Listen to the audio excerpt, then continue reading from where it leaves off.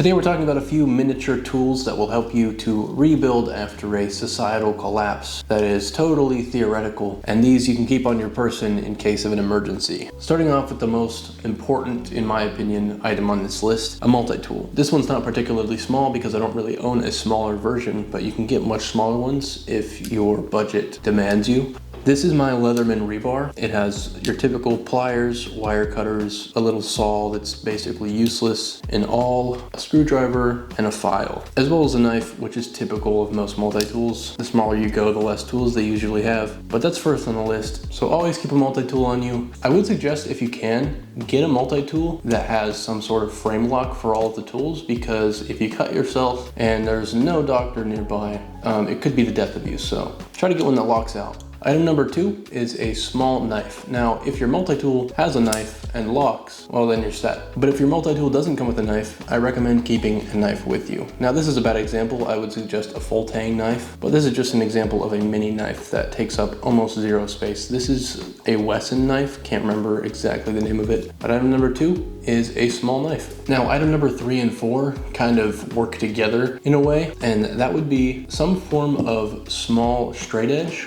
Right here, I have a little snap-on ruler. It has inches and millimeters on it, but the main reason is just to have a straight edge for construction purposes. If you're building any type of permanent structure, you're gonna want that structure to be well built and accurate. So having some form of straight edge after the world ends will be pretty handy. And along with that comes a level. This is a miniature level from Klein Tools. It's also magnetic. It is technically a stud finder, but I like it because it is very small and works just as well. And combined with your ruler, you have two very important tools when it comes to construction. Up next, a small wrench of any kind. This is just a little adjustable crescent wrench. Obviously, you cannot do large scale jobs with this. This is just for maybe small vehicle repairs, or if you're trying to get in somewhere and there's some bolts stopping you. Just something small, keep it with you, it takes up barely any room. This is something that you just simply cannot do with your bare hands. So having a small wrench is a must. Now, along the same category as a wrench, have some form of small ratchet.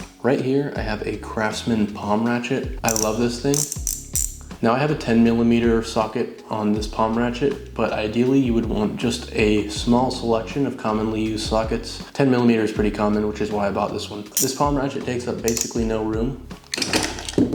This palm ratchet also came with a bit driver, which makes this a very useful tool because it is now also a screwdriver, and I did not have to include it in the video because you can just buy this one. I believe it was $20 some, and you now have a small ratchet and a small screwdriver. Another item on the construction side of things, try to keep a small tape measure with you.